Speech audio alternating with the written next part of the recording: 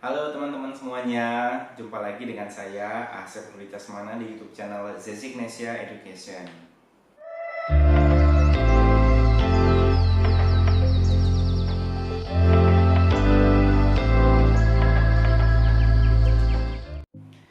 Oke, di video kali ini kita akan membahas salah satu tahapan dari subtes beasiswa PDP yang namanya tes bakat skolastik.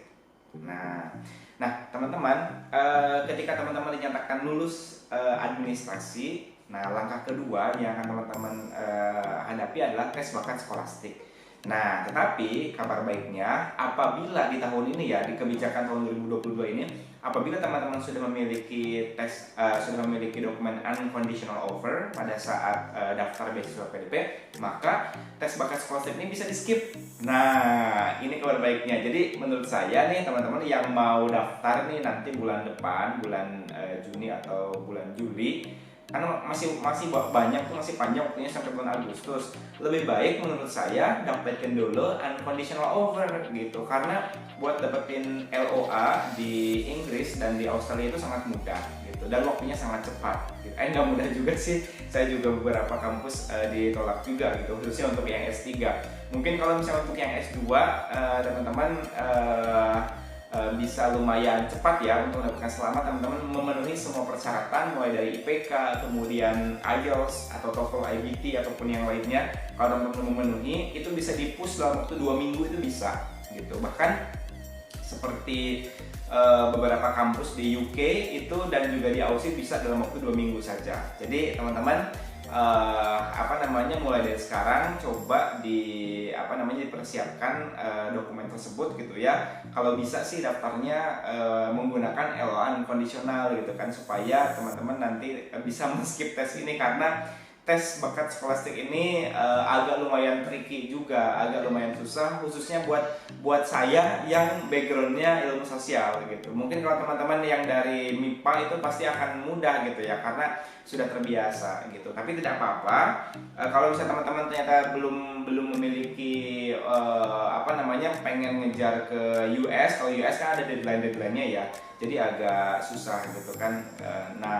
Tapi kalau misalnya mau ke UK, Aussie, dan beberapa negara yang lainnya mungkin sekarang masih keburu gitu ya. Nah, oke. Baik, kita akan bahas yang namanya tes bakat skolastik. Apa sih tes bakat skolastik? Nah, di sini jadi tes bakat skolastik itu bisa, kalau saya sih bisa menyimpulkan, ada yang bilang bahwa tes bakat skolastik itu seperti TPA ya, tes potensi akademik. Kalau di tes CPNS namanya TU, tes intelijensia umum. Kalau di Amerika katanya, kata orang ya, ini seperti tes GRE, yaitu tes GRE pakai bahasa Indonesia gitu. Jadi bermacam-macam versi. Tetapi ya intinya tes bakat skolastik itu adalah ya tujuannya adalah untuk mengukur kemampuan seseorang, apakah dia nanti mampu atau tidak ketika menyelesaikan pekerjaan-pekerjaan yang sifatnya sulit, dalam tekanan gitu kan, dan butuh waktu yang sangat cepat gitu kan. Nah itulah karena tujuan dari ini kan soal lebih banyak dan waktunya ngepas gitu. Jadi teman-teman benar-benar perlu mempersiapkan dengan baik untuk menjawab tes bakat skolastik ini gitu ya. Kalau saya sih mengatakan tes bakat skolastik ini adalah tes potensi akademik gitu. Jadi kalau teman-teman sudah pernah tes potensi akademik atau bahkan sudah pernah ikut CPNS dan berhasil mengerjakan TIU gitu kan, tes intelijensi umum, saya yakin untuk di tes bakat skolastik ini pasti sangat mudah. Tetapi tetap harus ada persiapan gitu ya. Nah gitu. Secara umum tes bakat skolastik ini jumlah soalnya itu ada 60 gitu. Jadi teman-teman untuk LPDP ini ada 60 soal, dan dari 60 soal itu kalau misalnya teman-teman menjawab nilai benar gitu kan, 1 poin itu dapat nilai 5. Kalau misalnya salah atau tidak diisi maka 0. Jadi tidak ada pengurangan. Nah, jadi tidak ada pengurangan, saran saya diisi semua saja gitu, karena kita tidak tahu ya, siapa tahu yang asalnya itu adalah itu yang benar gitu. Nah, lalu dari 60 soal itu secara umum itu terbagi menjadi 3 tes. Ada yang namanya tes verbal gitu kan, penawaran verbal. Verbal tuh ya sinonim antonim gitu kan, sinonim antonim analogi gitu ya. Nah itu seperti misalnya siang malam, kemudian hitam, putih, tapi yang nggak segampang itu juga ya, karena banyak versi-versi yang lain. Jadi persamaan kata, perbedaan kata, nah itu menjadi salah satu subtes dari tes bakat skolastik itu. Lalu misalnya ada juga tes kuantitatifnya atau misalnya tes numerik gitu ya. Kalau di CPNS ada tes numerik.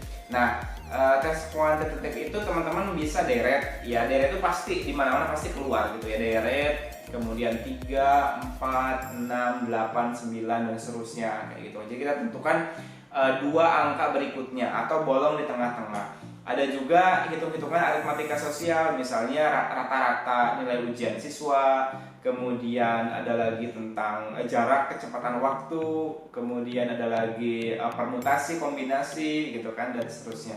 Jadi nah biasanya itu ya yang menjadi kelemahan khususnya saya gitu kan, saya backgroundnya PPKN gitu kan, jadi agak sulit gitu kan untuk mengerjakan, tapi benar-benar harus ekstra latihan. Lalu berikutnya pemecahan masalah gitu, silogisme gitu. Nah itu juga sama. Jadi premis umum, premis khusus, kesimpulannya apa gitu. Nah itu juga sebagai salah satu dari subtes dari tes bakat skolastik ini. Nah secara umum ada 3 itu gitu. Secara umum ada 3 itu, dan tadi ya waktu pengerjaannya itu kalau tidak salah itu 90 menit. Mohon maaf dikoreksi, takutnya saya salah gitu. Jadi waktu pengerjaannya itu adalah 90 menit. Jadi teman-teman benar-benar perlu untuk mempersiapkan diri sematang-matangnya gitu kan untuk melatih itu. Nah meskipun sekarang masih lama 3 bulan lagi, kalau teman-teman sudah yakin administrasi pasti lolos dan teman-teman belum memiliki LOA kondisional, ya berarti teman-teman harus persiapkan juga tes bakat skolastik karena nggak bisa dadakan. Bener deh, nggak bisa dadakan gitu ya. Jadi misalnya nanti teman-teman nyesel udah berjuang dapat IELTS, udah berjuang dapat TOEFL IBT, tapi gagal di tes bakat skolastik, aduh gitu kan, jangan sampai lah itu, jangan sampai, karena tes bakat skolastik itu benar-benar bisa dipelajari gitu, harus dari sekarang, belajar itu harus dari sekarang gitu. Nah nanti ke depan ini adalah video pertama saya tentang tes bakat skolastik, jadi ini masih penjelasan umum. Nanti ke depan saya akan buat contoh-contoh soal-soal latihan ya dari tes bakat skolastik ini gitu kan, semampu saya untuk membantu teman-teman dalam mengerjakan tes bakat skolastik ini. Nah, lalu pada tahun 2019 itu tes bakat skolastik itu dilaksanakan secara offline gitu kan. Jadi di tempat titik, di beberapa titik. Waktu itu saya di Tangerang Selatan dapat tesnya gitu. 2016 belum ada tes bakat skolastik.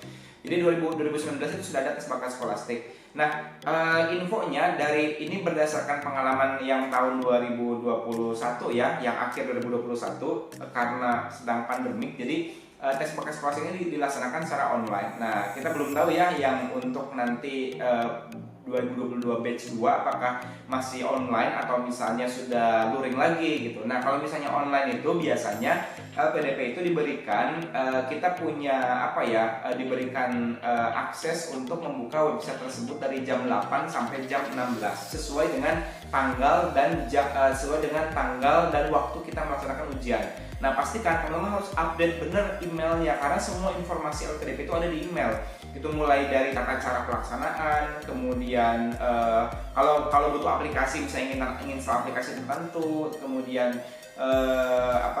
kapan waktu kita tes gitu kan. Nah itu benar-benar harus update melalui email. Jadi teman-teman emailnya itu harus benar-benar aktif dan ketika ada informasi baru, dan jangan lupa cek spam gitu ya. Nah itu kemudian waktu pengerjaan soalnya tadi mohon maaf ini dari info dari teman yang 2021 waktunya katanya 120 menit gitu. Nah teman-teman karena waktunya ini lumayan lama, jadi teman-teman baiknya saran saya itu ngerjakan pagi-pagi. Kenapa? Karena kalau pagi-pagi itu kita pas waktunya. Kalau misalnya teman-teman mengerjakan ini kan LPDP ngebuka aplikasinya itu dari jam 8 sampai jam 4 ya. Nah kalau teman-teman mengerjakan jam 3 berarti artinya hanya punya waktu 1 jam saja untuk mengerjakan, hanya punya waktu 60 menit saja gitu. Jadi benar-benar harus dipastikan dimanfaatkan dengan baik untuk mengerjakan waktunya pagi hari gitu. Jadi supaya teman-teman bisa lebih seger lah gitu kan, dan bisa lebih masih fresh gitu. Nah lalu berikutnya berbicara tentang passing grade, LPDP itu berbicara tentang passing grade tes bakat skolastik itu tidak ada ininya ya, tidak ada passing grade-nya. Jadi artinya ini informasinya masih sangat simpang siur gitu, masih sangat simpang siur. Berapa sih sebetulnya passing grade itu? Nah, tetapi saya dapat informasi ini dari beberapa orang ya, dan juga yang beredar di internet gitu kan. Untuk yang jalur reguler gitu kan. Nah, untuk yang jalur reguler itu teman-teman kalau tidak salah, ini saya sekali lagi berdasarkan dari internet ya, itu minimalnya passing grade-nya 195 gitu, 195. Nah, tadi kan jumlah soalnya ada 60. Kalau benar satu soal itu dapat nilai 5 gitu kan. Jadi kalau misalnya 195 itu minimal teman-teman benar 39 soal gitu. Karena di 2019 aja ada satu orang teman saya yang nilainya pas segitu, 195 itu lolos gitu. Nah, jadi jangan sampai kurang dari 195 gitu ya. Nah, kalau di atas 200 lebih bagus lagi. Ada juga teman saya yang 2 kali tes, yang satu di atas 200, yang satu di bawah 200. Nah, yang di bawah 200 itu yang gagal, nggak berhasil gitu ya. Jadi sekali lagi berbicara tentang passing grade ini tidak ada ininya ya, tidak ada acuan pastinya berapa sih jumlah passing grade, karena itu nggak diinfokan. Nah, lalu berikutnya yang terakhir nih, berbicara tentang tes bakat skolastik, teman-teman harus banyak latihan gitu. Misalnya sehari mengerjakan 50 soal atau sehari mengerjakan 100 soal. Jadi ada target gitu, harus setiap hari kita harus latihan. Saya juga dulu latihan setiap hari gitu. Mau tidak mau ini harus gitu. Tidak ada cara lain supaya nanti pada saat hari H teman-teman mudah ketika melaksanakannya gitu. Nah, nanti ke depan saya coba akan update beberapa contoh soal ya, beberapa contoh soal latihan tes bakat skolastik. Oke, itu saja. Kalau ada pertanyaan silakan teman-teman kita diskusi di di kolom komentar. Kalau misalnya mau ke DM ke saya boleh di Instagram @zezignesiaeducation atau Instagram pribadi saya @aseprodc gitu ya. Jangan lupa subscribe yang baru nonton video ini, mohon dukungannya supaya video saya makin berkembang. Oke, terima kasih. Assalamualaikum warahmatullahi wabarakatuh.